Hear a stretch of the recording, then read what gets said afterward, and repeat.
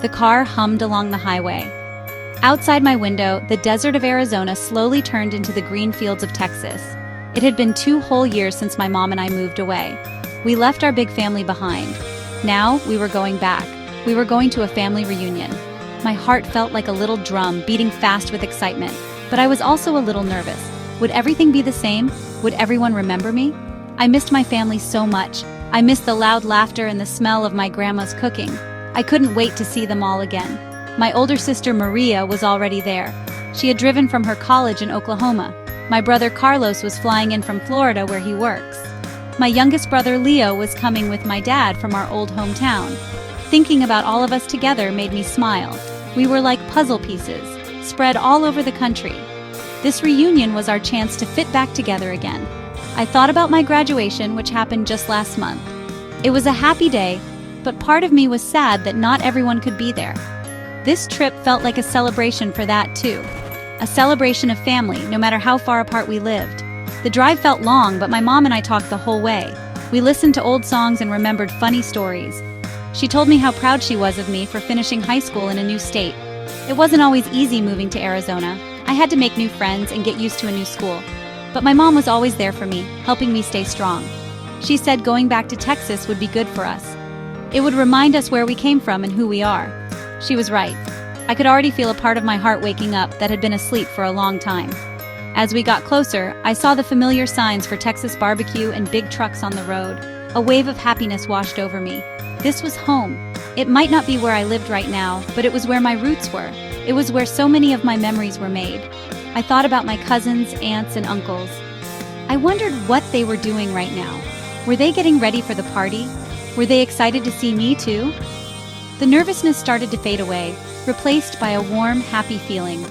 I was ready. I was ready to be home. We finally arrived at a big, beautiful house with a huge green yard. This was my aunt's house, and it was perfect for a reunion. A long porch with rocking chairs wrapped around the front.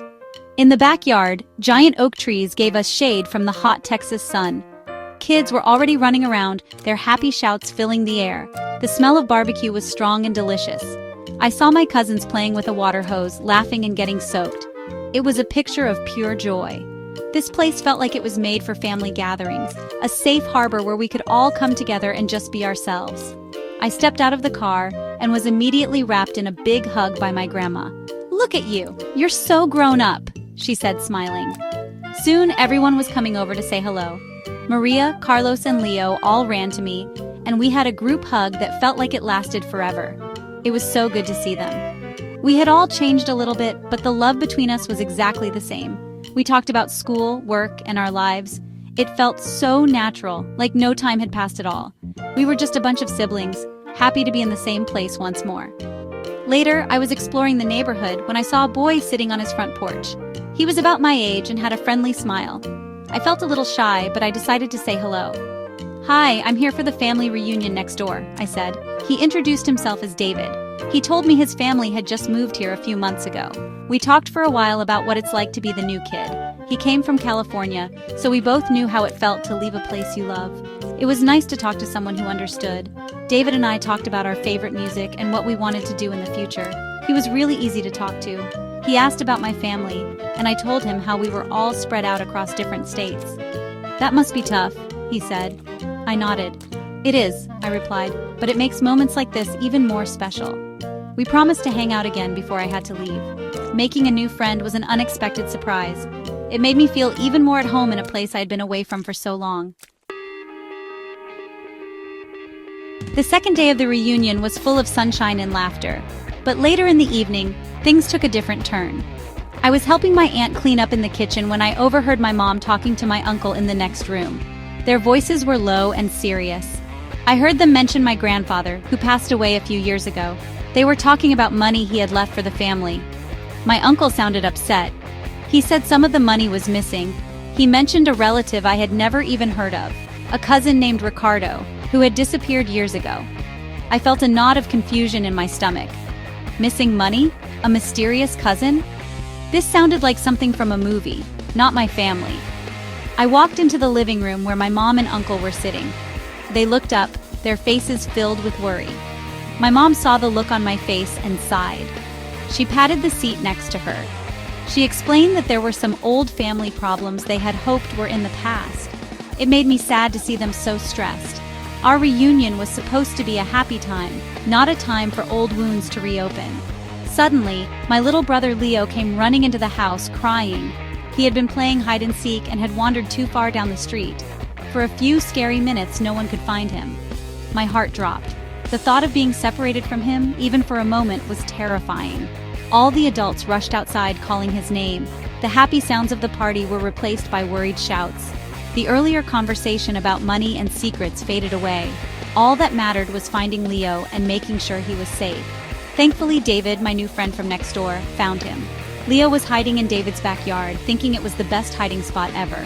When my dad brought him back, everyone let out a huge sigh of relief. My mom hugged Leo so tightly. In that moment, I saw how fragile everything could be. All the arguments and worries didn't matter when compared to the safety of our family. We were all together, and we were all safe. That was the most important thing. The scare brought us closer, reminding us to cherish every second we have. After the scare with Leo, the mood of the reunion shifted. It felt like we all remembered what was truly important. We spent the rest of the evening just talking and being together. My siblings and I sat on the porch, watching the fireflies dance in the dark. We talked about our dreams. Maria wanted to be a teacher, Carlos was saving up to open his own business, and Leo wanted to be an astronaut. I told them I was thinking about going to college in Arizona to study art.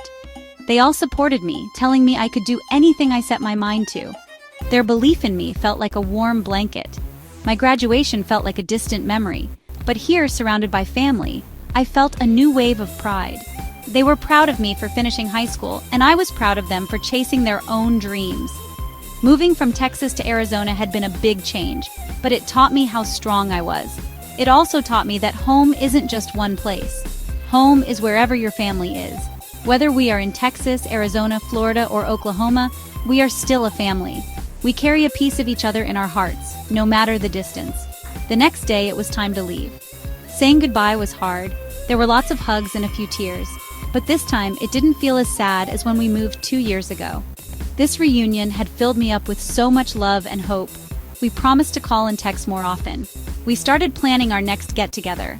The problems with the money and the mystery of Cousin Ricardo were still there, but they seemed smaller now. We knew that as long as we had each other, we could face anything that came our way.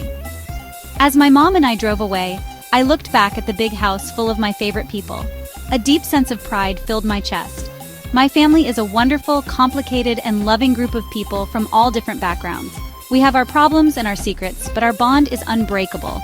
I felt so lucky to be a part of it. The future felt bright and full of possibilities.